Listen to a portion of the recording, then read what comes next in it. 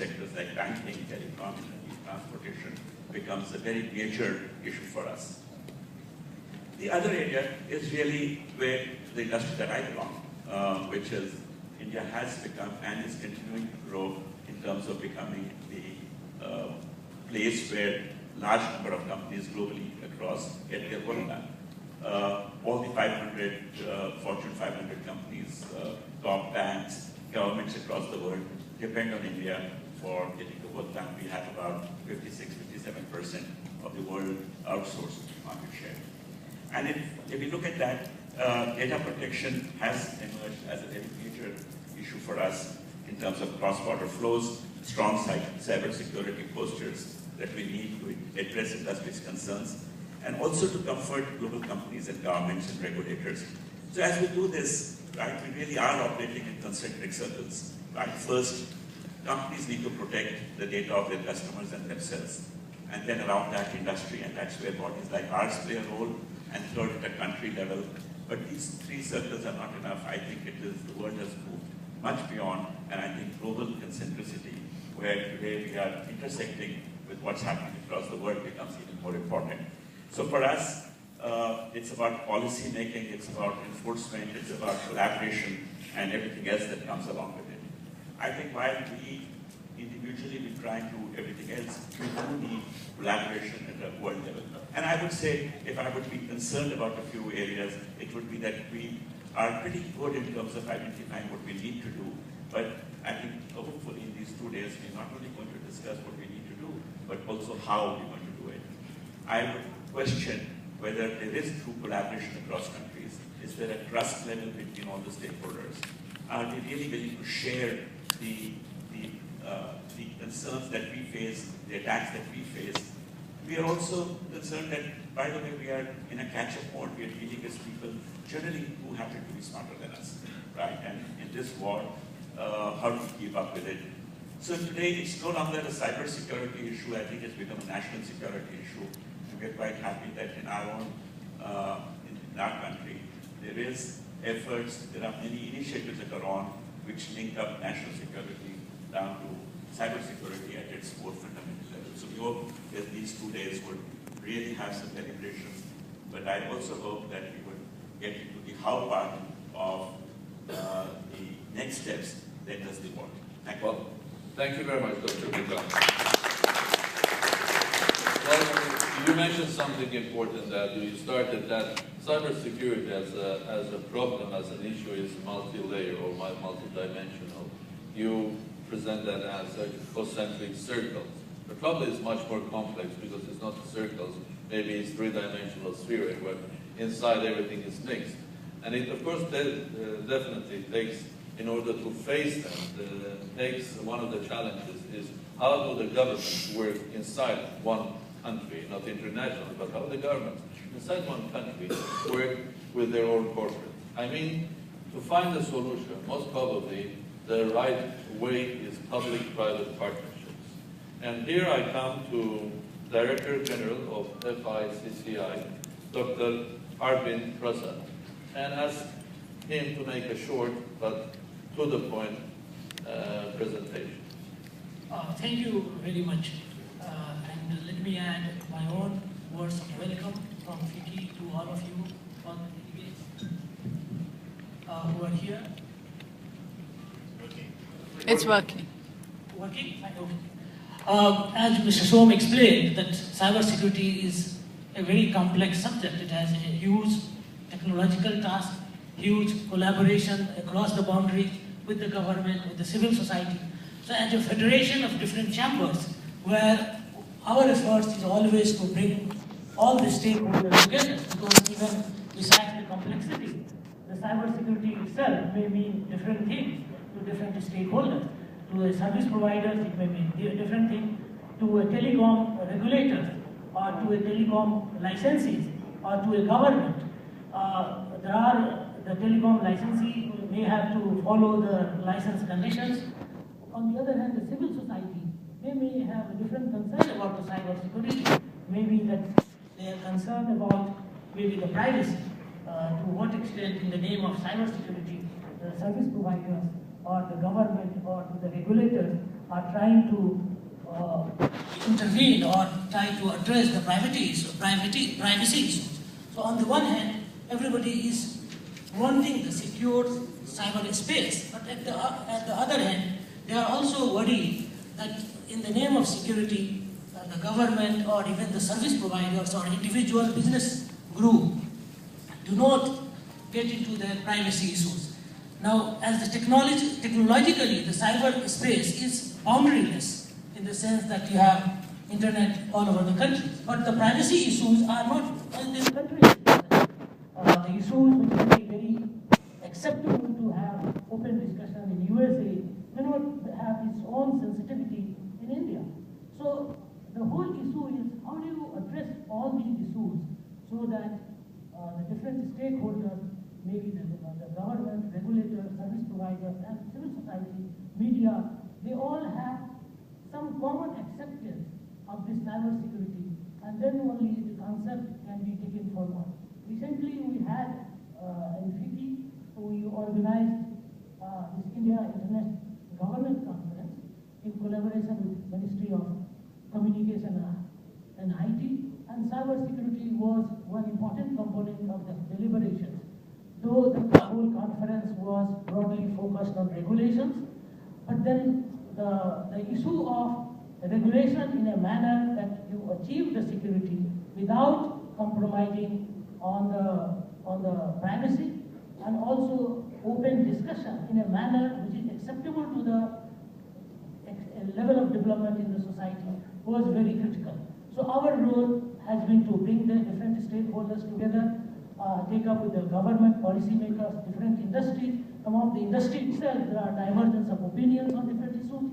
So I'm quite sure the deliberation over the 2 days here will further sharpen, clearly bring out the issues, the way to address in a manner which is acceptable to the people, society in different countries who have different acceptance of open discussion on different subjects. Thank you. Thank you very much, Dr. Prasad. And I think I was not expecting less, because you have made the challenge even more complex and complicated, adding the dimensions of individual freedoms, democracy, privacy, and so on and so forth. So the challenges for the next 2 days are big. I think they are worth the quality of this audience, and the quality of people that are here together with this West Institute. And with this, I would like, I'm transferring the microphone to my colleague, Chairman of East West, Chairman of the Board of the West Institute, Mr. Osprov Jr., for his presentation of Minister of Telecom and IT and Communication Industries of India. Thank you very much, and thank you everybody for joining us today in our cybersecurity initiative. And good morning. It's my honor for me as chairman of the East West Institute to introduce our keynote speaker, His Excellency Kapil Sibal, India's dynamic Minister of Communications and Information Technology. Mr. Sibal is serving in his post at a time of enormous, fast-paced technology transformation, both globally and at home. He's engaged in remarkable efforts to advance the technological capacity of his nation, from the broadening of the IIT network to the bold development of the Akash tablet to expedite education for India's next generation. We're all in the room today because we recognize that India is an essential partner in the international community cooperating on cybersecurity. Mr. Sibal, we salute you for your leadership of this great nation and greatly look forward to your insight. The floor is yours, Mr. Minister. Thank you.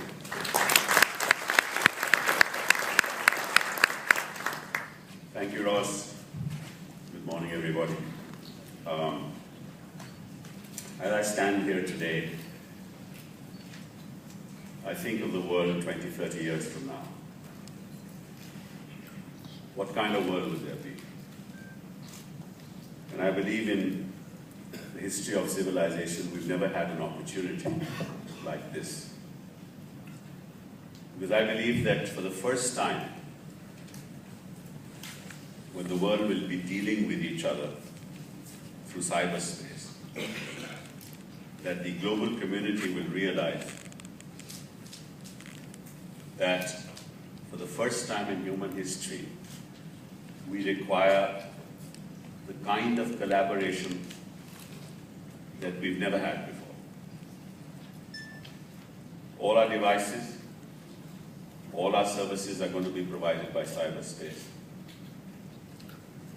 Distance is not going to matter. This will be a networked global community. And we realize that if we want to reach the humblest of human being anywhere in the world, he or she can be reached through a globally networked community. This is the great opportunity that we all have. And I compliment East West Institute for taking this particular agenda forward. Our healthcare systems, our education systems, our banking services systems are all going to be interconnected. Our energy systems, our transportation systems will all have to be interconnected. Now, how do we get a world which allows that to happen? And in that process of cooperation, there are going to be huge challenges. Challenges which naturally will arise through networks of this nature, because there will be lots of people around the world who would like to dislocate these networks. And that's really the challenge that the global community faces. As I stand here today in 2011, the number of interconnect devices itself is about 6 billion. By 2015, this number will increase to about 15 billion, which is twice the population of the world today. Mobile internet traffic has reached about 597 petabytes per month, and it is expected to reach about 10 exabytes in 2016. Facebook has already about 30 million active users in this country, with almost 51% penetration. And YouTube has also about 40% penetration in this country. The penetration of smartphones in India alone by 2012, end of 2012, will be about 12%. Internet is central to commerce and communications. It has reshaped business models in retail, banking, finance, and every other sector of the economy. The government, of course, has a key role to play and is a driver for increased adoption of IT-based products and IT-enabled services in public services. Government to citizen services, citizens identification, public distribution systems, healthcare, telemedicine, remote consultation, mobile clinics, education, e-learning, virtual classrooms, financial services, mobile banking, payment gateways. These initiatives have enabled IT adoption in the country through sectoral reforms and national programs, which have led to a creation of a large-scale IT infrastructure with corporate and private participation. We have a set of policies in place, and I want to talk about them today. Most of the future expansion of the cyberspace in terms of users will come from Asia, Africa, and Latin America, where regional languages, content, and culture will dominate. Technological innovations will continue to move towards mobile and social media. The cloud is expected to bring a paradigm shift in computing by offering computing as a utility in cyberspace.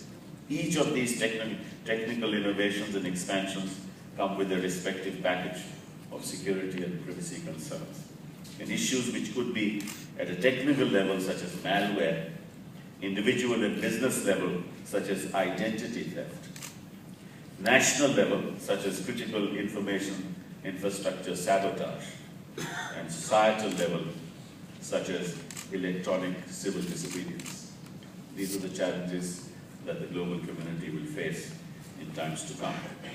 And according to a study by Norton in 2011, threats to cyberspace have increased dramatically in the past year, afflicting 431 million adult victims globally, or 14 adult victims every second. 1 million cybercrime victims every day. That's the nature of the security concerns that we are going to face in times to come. Now, this has become, of course, a